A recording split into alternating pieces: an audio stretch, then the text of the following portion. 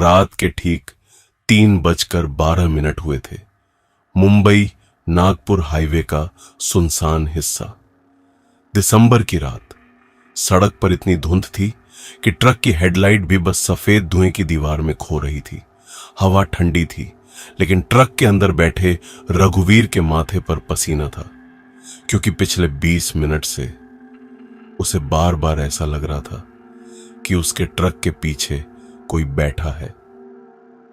रघुवीर 20 साल से ट्रक चला रहा था, लाखों किलोमीटर, अनगिनत रातें, कभी पहाड़, कभी जंगल, कभी वीरान हाईवे। उसने एक्सीडेंट देखे थे, लाशें देखी थीं, लूटपाट देखी थी, लेकिन उस रात जो उसने महसूस किया वैसा पहले कभी नहीं हुआ था। उसका ट्रक लोहे के पाइप लेकर नागपुर की तरफ जा रहा था। हाईवे लगभग खाली था।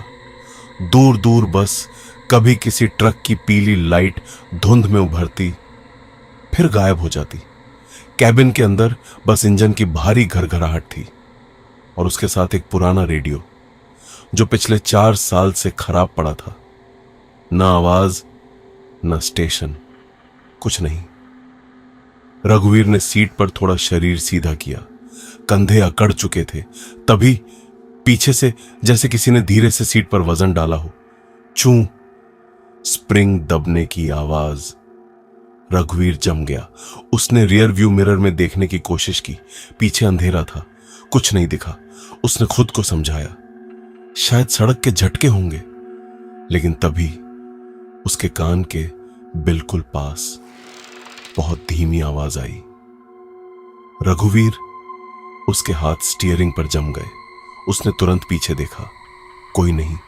सीट खाली, पुराना कंबल, एक पानी की बोतल और अंधेरा। उसका दिल अब बहुत तेज धड़क रहा था। तभी बिना छुए रेडियो अपने आप चालू हो गया। पहले सिर्फ खराश, खर्रर, खट खट खट, जैसे कोई टूटी मशीन सांस ले रही हो।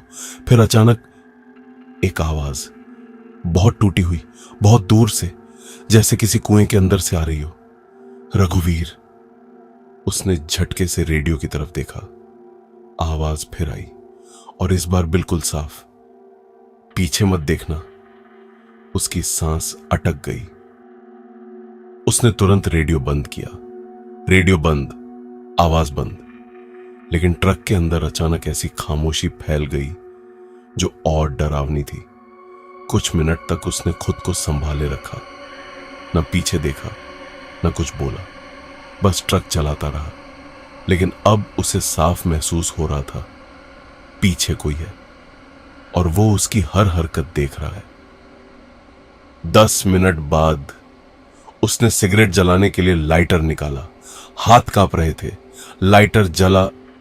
उसकी छोटी सी लौ ने एक पल के लिए कैबिन रोशन किया और उसी पल सामने शीशे में रघुवीर ने देखा। पीछे स्लीपर बर्थ पर कोई बैठा है। उसने लाइटर गिरा दिया। अंधेरा, फिर से पूरा अंधेरा। रघुवीर जड़ हो गया।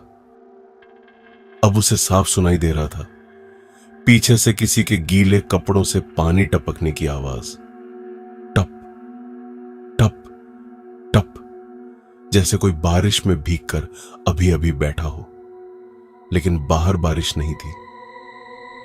उसने खुद को रोका, पीछे नहीं देखा। लेकिन कुछ सेकंड बाद पीछे से धीमी खांसी की आवाज आई। फिर किसी के नाखून लोहे की दीवार पर रगड़ने की आवाज। कर्रर, उसकी रीढ़ में बर्फ उतर गई। करीब आधे घंटे बाद उसे सड़क किनारे एक छोटा ढाबा दिखा। एक टिमटिमाता बल्ब, एक चूल्हा और बाहर 2 टूटी चारपाइयां। उसने तुरंत ट्रक रोका, लगभग कूदकर नीचे उतरा। ढाबे पर सिर्फ एक बूढ़ा आदमी बैठा था, सफेद दाढ़ी, धसी आंखें। रघुवीर हांफते हुए बोला, मेरे ट्रक में कोई है? बूढ़े ने उसकी आंखों में देखा और बिना चौंके पूछा, पीछे बैठा है? रघुवीर की सांस रुक गई। तुम्हें कैसे पता?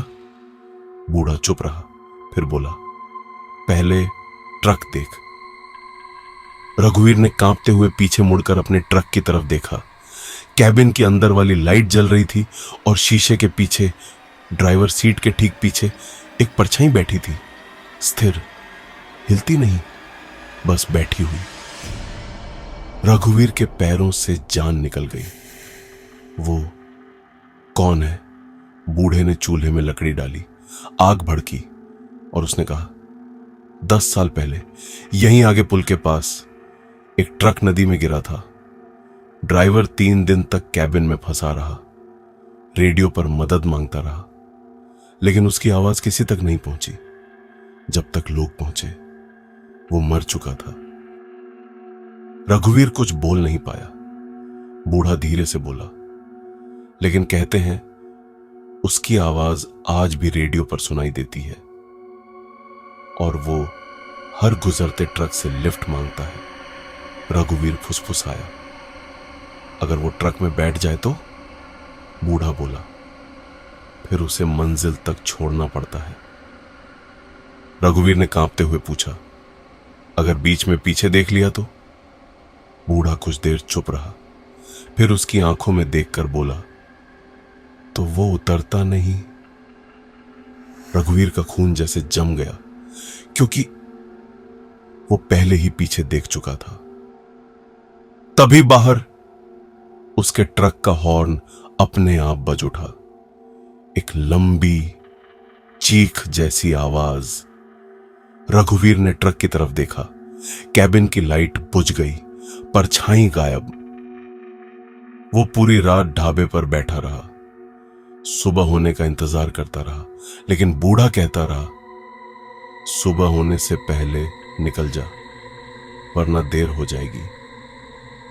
आखिर लगभग 5 बजे रघुवीर ट्रक में वापस बैठा। हाथ कांप रहे थे। उसने इंजन स्टार्ट किया। ट्रक आगे बढ़ा। धुंध और घनी थी। और फिर रेडियो अपने आप चालू हुआ। इस बार सिर्फ एक वाक्य आया, हम पहुंचने वाले हैं। रघुवीर चीख पड़ा। उसने ब्रेक दबाई, लेकिन ब्रेक काम नहीं कर रहे थे। स्टीयरिंग अपने आप मुड़ रहा था। ट्रक सड़क छोड़कर बाएं तरफ खींच रहा था, ठीक उसी पुराने पुल की तरफ जहां 10 साल पहले हादसा हुआ था। सुबह लोगों को पुल के नीचे नदी किनारे रघुवीर का ट्रक टूटा हुआ मिला। कैबिन कुचली हुई थी, दरवाजा अंदर से बंद, लेकिन अंदर कोई नहीं था, न रघुवीर न कोई और। बस सीट पर पड़ा था एक पुराना जंग लगा रेडियो, जो अब भी धीमी आवाज में चल रहा था, और उसमें से बार बार सिर्फ एक ही आवाज आ रही थी, पीछे मत देखना। आज भी उस हाईवे से गुजरने वाले ट्रक ड्राइवर कहते हैं, सर्द धुंध वाली रात में अगर आपका खराब रेडियो अचानक अपने आप चालू हो जाए और कोई टूटी आवाज आपका नाम लेकर कहे, पीछे मत देखना, तो चाहे कुछ भी हो, चाहे पीछे कोई सांस ले रहा हो, चाहे सीट दब रही हो, चाहे कोई तुम्हारा नाम फुसफुसा रहा हो, कभी पीछे मत देखना।